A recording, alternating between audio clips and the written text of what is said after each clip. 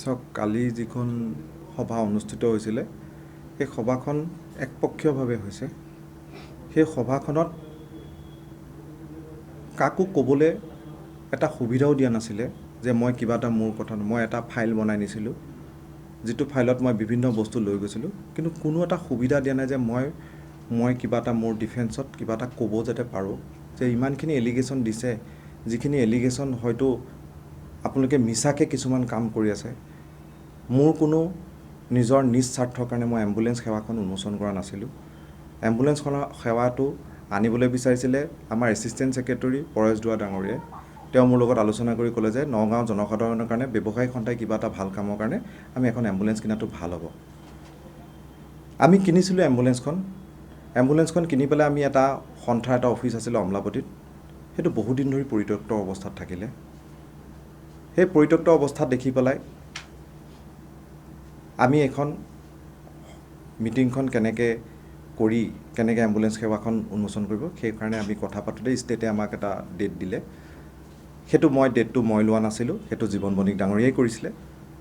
আৰু জীৱন বণিক ডাঙৰীয়াই সেই দিয়াৰ আগত এম্বুলেঞ্চ সেৱাখন কেনেকৈ উন্মোচন কৰিব লাগিব কিবা কৰিবলৈ আমি এখন ইচি মিটিঙো দিছিলোঁ।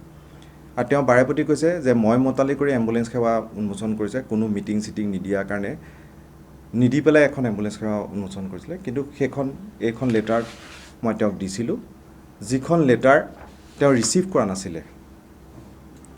বাকী সকলোৱে ৰিচিভ কৰিছিলে, কিন্তু তেওঁ ৰিচিভ কৰা নাছিলে। তেওঁ বোলে নাথাকে সেইদিনাখন, কিন্তু এখন সভা অনুষ্ঠিত কৰিবলৈ সভাপতি নাথাকিলে উপসভাপতি নাথাকিব। কিন্তু যিটো ডেট দিছিলে ফেব্ৰুৱাৰী মাহৰ 23 তাৰিখে, সেই ডেটটোত আকৌ মোৰ ঘৰুৱা অসুবিধাৰ কাৰণে মই নাথাকিম। গতিকে মই 23 তাৰিখে মিটিঙত মই দায়িত্বভাৰ এজনক দি পেলাই কেনেকৈনো কাক মাতা হ'ব সেইটো ব্যৱস্থা কৰিবলৈ মই ইচি মিটিংখন দিছিলোঁ। সেই ইচি মিটিংখন 14 তাৰিখে তেওঁ এটা হোৱাটছআপ মেছেজৰ থ্ৰু দি, সেইখন মোৰ তাত আছে মেছেজটো, তেওঁ এইটো স্থগিত কৰি দিলে। তাৰপিছত ষ্টেটৰ মানুহ জড়িত হ'ল। ষ্টেটৰ মানুহে ভাবিলে যে এইটো কি কৰি আছে, আহি কথা পাতিলে KFC উৰিয়া গাঁও চাৰিআলিত। তাতে ক'লে যে এইবোৰ হৈ থাকিব নালাগে, এইবোৰ বেয়া কথা। মই এজন মধ্যস্থতাকাৰী হিচাপে ৰবিশংকৰ বাছাক ট্ৰেজাৰাক দি পেলাই যাতে মিটিং এখন পাতক বা যি নাপাতক এম্বুলেঞ্চ সেৱাটো উন্মোচন কৰক। কিন্তু ৰবিশংকৰ বাছাক ডাঙৰীয়াই, মই বহুতবাৰ তেওঁক ফোন কৰিলোঁ, তেওঁ অকলশৰীয়া মানুহ, তেওঁ অলপ অসুবিধা আছে। তেওঁক ফোন কৰি পেলাই তেওঁ ক'লে যে মোৰ অলপ অসুবিধা হৈছে, মই এইটো কাম কৰিব নোৱাৰোঁ। তেতিয়াও কিন্তু আমাৰ সভাপতি ডাঙৰীয়াই কোনো ধৰণৰ মোৰ লগত আলোচনা কৰা নাই যে এম্বুলেঞ্চখনৰ কেনেকুৱা অৱস্থা। এম্বুলেঞ্চখনৰ অত্যন্ত পৰিত্যক্ত অৱস্থা, এইটো আপোনালোকেই মোক কৈছে যে এম্বুলেঞ্চখন কিবা এটা কাৰণে আপোনালোকৰ মানুহে মোক জনাইছিলে যে এম্বুলেঞ্চখন কিয় পৰি আছে। যাৰ ফলত মোক আকৌ ফোন কৰি ষ্টেটৰ সম্পাদক জিতু বৰ্মন ডাঙৰীয়াই মোক গালি পাৰিবলৈ ল'লে, তোমালোকে এম্বুলেঞ্চখন কি কাৰণে কিনিছিলা, যিখন এম্বুলেঞ্চ আমি কেলেণ্ডাৰত প্ৰিণ্ট কৰি দিলোঁ, আমি অল ইণ্ডিয়া মেগাজিনতো দিছোঁ, এখন সোনকালে উন্মোচন কৰা, আৰু যদি মিটিং চিটিং পাতা কি পাতা কৰিবা তোমালোকে, আগে এম্বুলেঞ্চখন সেৱাখন উন্মোচন কৰা। কোনো যদি নাযায় মই অকলে গৈ হ'লেও এম্বুলেঞ্চ সেৱাখন উন্মোচন কৰা, মই তোমাক এইটো অৰ্ডাৰ দিছোঁ, মোৰ অৰ্ডাৰ তুমি ফ'ল' কৰা। তাৰ পিছত কৈছে যে মিটিঙৰ বিষয়ে একো গম নাপালে, মিটিংখন কেনেকৈ পাতিছে কি পাতিছে তেওঁক কাকো নজনালে। মিটিঙৰ অলৰেডি স্ক্ৰীনশ্বট আছে, মিটিঙৰ মই এড্ৰেছিং কৰা এখন লেটাৰ। এজন সম্পাদকক ষ্টেটৰ সম্পাদকে অৰ্ডাৰ দিছে মিটিংখন তেওঁ অৰ্গেনাইজ কৰিবলৈ, আৰু যিহেতু এজন সম্পাদকেহে মিটিং এখন অৰ্গেনাইজ কৰিব পাৰে, তাত মোৰ ভুলটো কি থাকিলে। আৰু এইটো তাৰ ধুনীয়াকৈ মই দিয়া আছে, এইটো অলৰেডি স্ক্ৰীনশ্বট আছে। এই সকলোবোৰ কৰাৰ পিছতো মই ভাবিলোঁ যে যিখিনি ডনাৰ আছিলে, ডনাৰখিনিওতো দুখ পাব পাৰে যে তেওঁলোকে যদি তাত কেইজনমান ডক্তৰ আছিলে, কেইজন বাহিৰৰ মানুহ আছিলে। মই সন্থাৰ বাহিৰৰ ভিতৰৰ সকলো কাৰণে আকৌ নিমন্ত্ৰণী পত্ৰ এখনো ইছ্যু কৰি পেলাই তেওঁলোকক দিছোঁ, যাতে তেওঁলোকে দুখ নাপায়, তেওঁলোকে আহে। আৰু প্ৰতিগৰাকী জাতীয় সংগঠন হওক, প্ৰতিগৰাকী ৰূপক শৰ্মা ডাঙৰীয়াকে আৰম্ভ ষ্টেটৰ মানুহ হওক, আৰু আমাৰ ড্ৰাগ কণ্ট্ৰলাৰক মই এখন লেটাৰ হোৱাটছআপতে দিছোঁ, পাৰ্চনেলি মই কাকো দিব পৰা নাছিলোঁ। তেওঁলোকে কিন্তু আহিছে, এটেণ্ড কৰিছে, আমাৰ ছুপাৰিণ্টেণ্ডেণ্ট ছাৰলৈকে আহিছে, সকলোৱে এটেণ্ড কৰিছে, কৈছে এটা নগাঁৱত প্ৰথমবাৰ পৰা, অসমত নহ'লে ভাৰতবৰ্ষতে তেনেকুৱা এটা ডাঙৰ কামেই হৈছে এম্বুলেঞ্চখনে। এতিয়া এম্বুলেঞ্চ সেৱাক লৈ মোৰ প্ৰতি এনেকুৱা বিদ্বেষ মনোভাৱ কিয় ৰাখিলে, মই সেইটো প্ৰশ্নবোধক থাকিলে। আৰু কালি যিখন মিটিং হৈছিলে সেইখন সভাপতিয়ে একপক্ষীয়ভাৱে পাতিছে, আৰু এটাই উদ্দেশ্য আছিলে, মানুহ মাতি তেনেকৈ অনা হৈছিলে, আমাৰ ইচি মেম্বাৰ যিমান থাকিব লাগে তাতকৈ বহু বেছি মানুহ লৈ আনিছিলে। এটাই কথা আছিলে যে পদবীৰ পৰা মোক আঁতৰাব লাগিব, আৰু সংবিধানত লিখা আছে সাংবিধানিক মতে তেনেদৰে অনাস্থা প্ৰস্তাৱ আনি পেলাই কাৰ্যকৰী সভাত কেতিয়াও এজন মানুহক বৰ্খাস্ত কৰিব নোৱাৰে, এইটো আপোনালোকে অজ্ঞ। গতিকে সেই ধৰণৰ ঘটনাৰ কাৰণে মই বৰ দুখিত, মই বৰ লজ্জিত। মই পদবীৰ কাৰণে কোনো ধৰণৰ লালসা নাই। মোক যদি তেওঁ ভালদৰে ক'লেহেঁতেন মই পদবীৰ পৰা নিজেই ৰিজাইন দিলোঁহেঁতেন। নমস্কাৰ, ধন্যবাদ আপোনালোকক। আজি আমাৰ নগাঁও জিলা অসম ব্যবসায়ী সন্থাৰ এখন জৰুৰী কাৰ্যনিৰ্বাহী সভা অনুষ্ঠিত হয়, আৰু আমাৰ নগাঁও জিলাটো হ'ল হোজাইক লৈ পেলাই, হোজাই ডিষ্ট্ৰিক্ট। নগাঁও জিলাৰ হোজাই জিলাৰ বিভিন্ন ইউনিটৰ পৰা আজি আমাৰ বিষয়ববীয়া আৰু সদস্যসকল, কাৰ্যকৰী সদস্যসকল উপস্থিত হৈছে, আৰু সভাত বিভিন্ন বিষয়ে আলোচনা হৈছে আমাৰ। আৰু শেহতীয়াকৈ সম্পাদকৰ যিজন আছিলে হিমন্ত শইকীয়া, আজি সভাত বহুতো আলোচনাৰ পিছত আমাৰ সদস্যসকলে অনাস্থা তেওঁৰ ওপৰত আনিলে, আৰু এই অনাস্থা অনুযায়ী সদনে গৃহীত কৰিলে।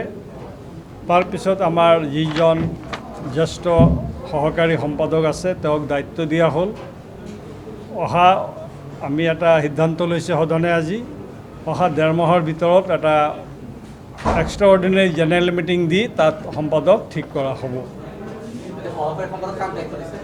সহকাৰী সম্পাদক হিচাপে শ্ৰী জীৱন ঘোষ ডাঙৰীয়াক দায়িত্ব দিয়া হৈছে। তেওঁ এইকেইদিন ভাৰপ্ৰাপ্ত হিচাপে চলাই লৈ যাব। বৰ্তমান সভাপতি ময়ে, আৰু সীমান্ত শইকীয়া। হয়, চাওক, আজি সভাত বিভিন্ন বিষয়ত আলোচনা হৈছে। এইটো আমাৰ কিছু অভিযোগ আহিছে, অভিযোগ অনুসৰি আজি সদনে সিদ্ধান্ত লৈছে, আৰু অহা 1.5 মাহৰ ভিতৰত আমাৰ সাধাৰণ সভা অনুষ্ঠিত হ'ব। আৰু আমাৰ এম্বুলেঞ্চ লৈ এটা কথা সুধিছিলে চাগে আপোনালোকে নিশ্চয় গম পায়, যোৱা 27 এপ্ৰিল তাৰিখে এম্বুলেঞ্চখন অপেনিং হৈছে আমাৰ প্ৰণৱ বৰুৱা কলাক্ষেত্ৰৰ ইয়াত।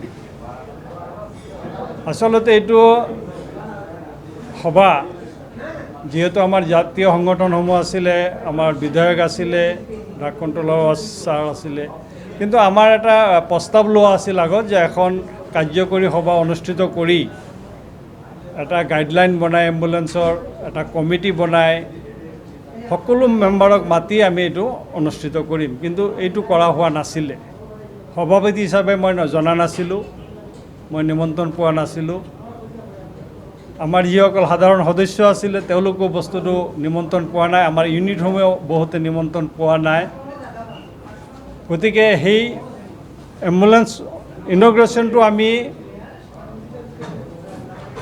যিটো হৈছে এইটো আমি সন্মান জনাইছোঁ, যিহেতু তাত বহুতো জাতীয় সংগঠনৰ মানুহ আছিলে, বিধায়ক আছিলে, কিন্তু আমাৰ মতে এইটো সভাখন অসাংবিধানিক আছিল, সাংবিধানিকভাৱে হোৱা নাছিল।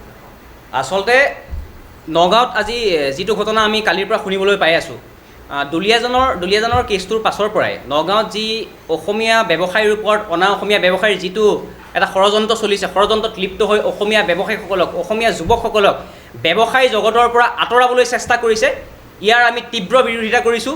আমি অসম ৰাজ্যিক NSY হিমন্ত বিশ্ব শৰ্মা ডাঙৰীয়াক দাবী জনাইছোঁ যে অনতি পলমে তেওঁ এই গোটেই বিষয়টো চালি জাৰি চাওক, চাই এই জীৱন মণিক নামৰ যিগৰাকী অনা অসমীয়া ব্যৱসায়ী তেওঁৰ ওপৰত বিহিত ব্যৱস্থা ল'বলৈ চেষ্টা কৰক। কাৰণ অসমত যদি অসমীয়াই আধিপত্য নাপায়, অসমত যদি অসমীয়াই ব্যৱসায় কৰিবলৈ সুযোগ নাপায়, ক'ত কৰিব? এই জাতি মাটি ভেটিৰ নামত এই অসম চৰকাৰখন, বিজেপি চৰকাৰখনে ৰাজপাট দখল কৰিলে।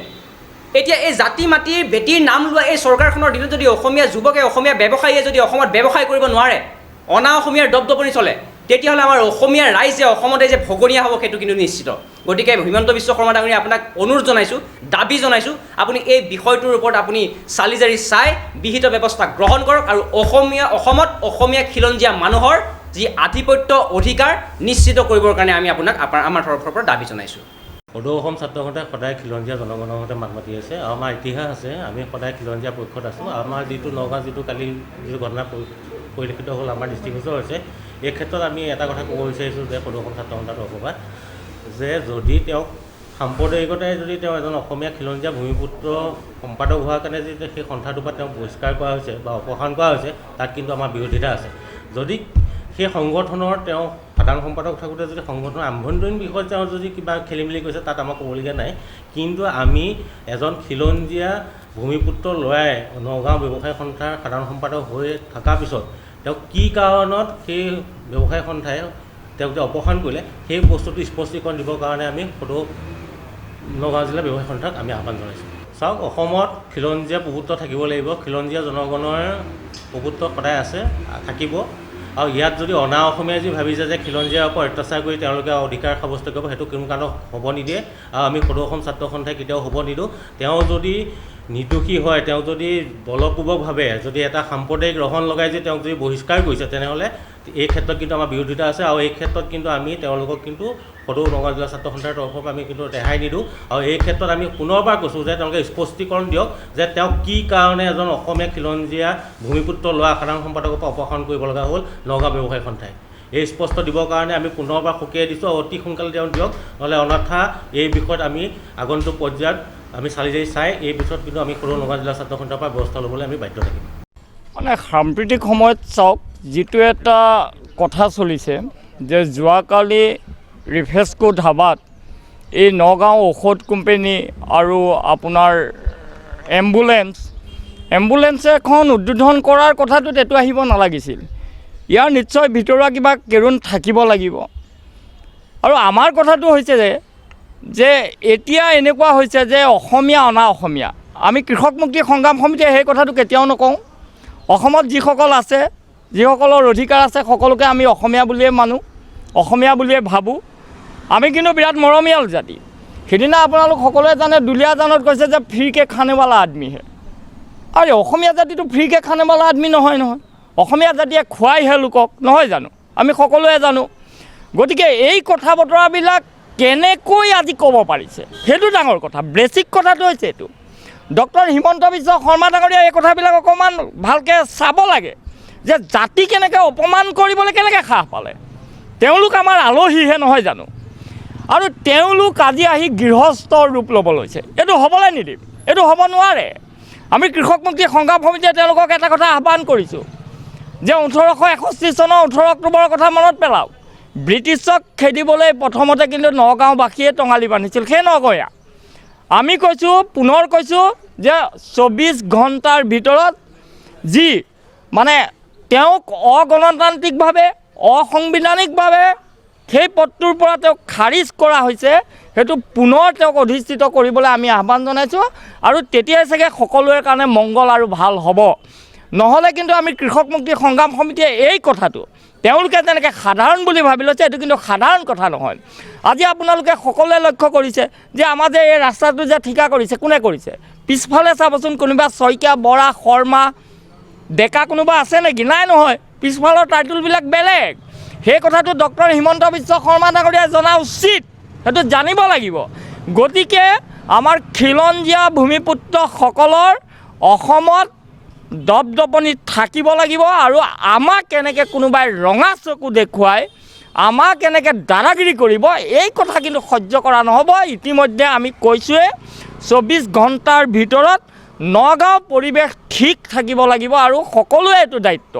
গতিকে যিজনে অপসাৰিত কৰিছে, মই তেখেতকো কৈছোঁ 24 ঘণ্টাৰ ভিতৰত তেওঁক পুনৰ পদবী দিয়ক। তেওঁ যদি কিবা ইলিগেচি আছে ৰাজহুৱাভাৱে জনাওক। তেওঁ যদি জগৰ হয়, তেওঁ আমাৰ মানুহ হ'ল বুলি তেওঁ যদি জগৰ কাম কৰিছে, তেওঁকতো আৰু এৰি দিয়া কথা নহয়। দোষীটো দোষীয়ে হ'ব। গতিকে এইটো নিয়ম মাফিক কৰিব বুলি আমি আহ্বান জনাইছোঁ। আৰু আমি সমগ্ৰ অসমবাসী ৰাইজক এটা কথা ক'ব বিচাৰিছোঁ যে এই যে আমাৰ ঠিকা থুকুলিবিলাক, আমাৰ যে তেল ডিপুবিলাক, এইবিলাক যে কেৱল পিছফালৰ যে যোনটো উপাধিটো বেলেগ হৈ আছে, এই কথাটো সকলো অসমবাসী ৰাইজে কিন্তু 26ত এবাৰ চাই ল'ব লাগে। এই কথাটো কৈছোঁ। নগাঁও ডিষ্ট্ৰিক্ট মেডিচিনছ ডিলাৰ এছ'চিয়েশ্যনে 26 এপ্ৰিল তাৰিখে নগাঁৱত এটি মহান পদক্ষেপ হাতত ল'লে। তেওঁলোকে দুখীয়া নিচলা ৰাইজৰ সুবিধাৰ্থে এখন এম্বুলেঞ্চ মুকলি কৰিলে। উক্ত অনুষ্ঠানলৈ আমিও নিমন্ত্ৰিত অতিথি হিচাপে গৈছিলোঁ আৰু তাতে বহু অভ্যাগত আহিছিলে। সেই সভাতে কিন্তু সন্মানীয় সেই সমিতিখনৰ নগাঁও ডিষ্ট্ৰিক্ট মেডিচিনছ ডিলাৰ এছ'চিয়েশ্যনৰ সন্মানীয় সভাপতিজন উপস্থিত নাছিলে। আমি সেই সময়তে সুধিছিলোঁ এটা প্ৰশ্ন যে আজি এনেকুৱা এটা মহান পদক্ষেপ লৈছে, তাতে সভাপতিজন নথকাৰ কাৰণ কি?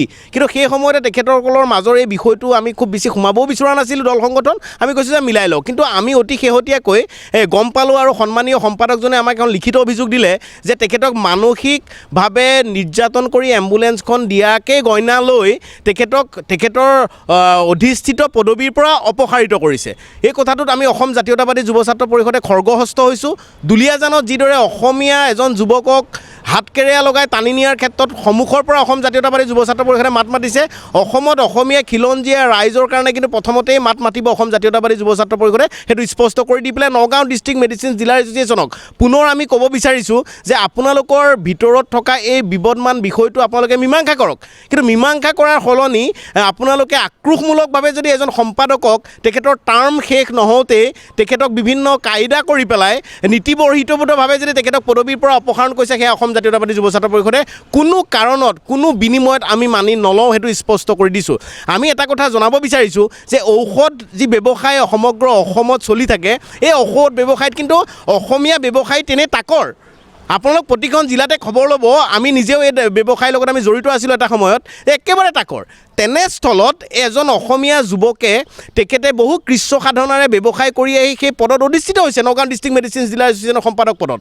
তেনেস্থলত তেখেতৰ কিবা ভুল হ'ব পাৰে, আমি কোৱা নাই যে সকলো ধোৱা তুলসীৰ পাত, কিন্তু তেনেস্থলত তেখেতক সেই কথা বতৰাবোৰ নানি নীতিবৰ্হিতভাৱে এখন হোটেলৰ বন্ধ কোঠাত তেখেতক মানসিকভাৱে নিৰ্যাতন কৰিছে বুলি যি অভিযোগ আনিছে, তাৰ কিন্তু যদি সেয়া সত্য প্ৰমাণিত হ'বলৈ যায়, তেনেহ'লে নগাঁও ডিষ্ট্ৰিক্ট মেডিচিনছ ডিলাৰ এছ'চিয়েশ্যনৰ সেই বিশেষ বিষয়ববীয়াজনে কিন্তু প্ৰতিটো শব্দৰ, প্ৰতিটো মানসিক নিৰ্যাতনৰ কিন্তু ফল ভুগিবলৈ তেখেতে সাজু হ'বৰ কাৰণে আমি অসম জাতীয়তাবাদী যুৱ ছাত্ৰ পৰিষদে আহ্বান জনাইছোঁ। আৰু এটা কথা কৈছোঁ যে তেখেতক অতি শীঘ্ৰে যি পদবীৰ পৰা অপসাৰণ কৰা হৈছে, তেখেতক সেই পদবী ঘূৰাই আনিবৰ কাৰণে নগাঁও ডিষ্ট্ৰিক্ট মেডিচিনছ ডিলাৰ এছ'চিয়েশ্যনে সকলোকে লগত লৈ এখন সাধাৰণ সভা ৰাজহুৱা স্থানত কল কৰক। তাত আমিও যাম, আমি গৈ পেলাই কাৰ ভুল কাৰ নিদোষ সকলো ৰাইজে শুনিব দেখিব। কিন্তু আমি জানিব পাৰিছোঁ যে সেই সাধাৰণ সম্পাদকজনক সীমান্ত শইকীয়া তেখেতৰ নাম জানিব পাৰিছোঁ, তেখেতক কথা ক'বৰ কাৰণে কোনো অৱকাশেই দিয়া নাই সেই সভাত। ইয়াক কেনেকৈ হ'ব পাৰে? অসমতে অসমীয়া মানুহে খিলঞ্জীয়া যুৱকৰ মাত সৰিবলৈ সাহস কোনে পালে? অসম জাতীয়তাবাদী যুৱ ছাত্ৰ পৰিষদে পুনে কৈছোঁ, এই কথা আমি কেতিয়াও মানি নলওঁ। আমি পুনৰবাৰ নগাঁও ডিষ্ট্ৰিক্ট মেডিচিনছ ডিলাৰ এছ'চিয়েশ্যনক আহ্বান জনাইছোঁ, দাবী জনাইছোঁ, তেখেতসকলে যি ভুল কৰিছে, তেখেতসকলৰ যি নীতি নিয়ম আছে তাৰ মাজেদি গৈ পেলাই এই ব্যৱস্থাটো বিবদমান যি ব্যৱস্থাটো আহিছে, এইটো সমাধান কৰিবৰ কাৰণে আমি দাবী জনাইছোঁ। যিকোনো খবৰৰ বাবে যোগাযোগ কৰক 7099017330 লগতে 7099017110 নম্বৰত।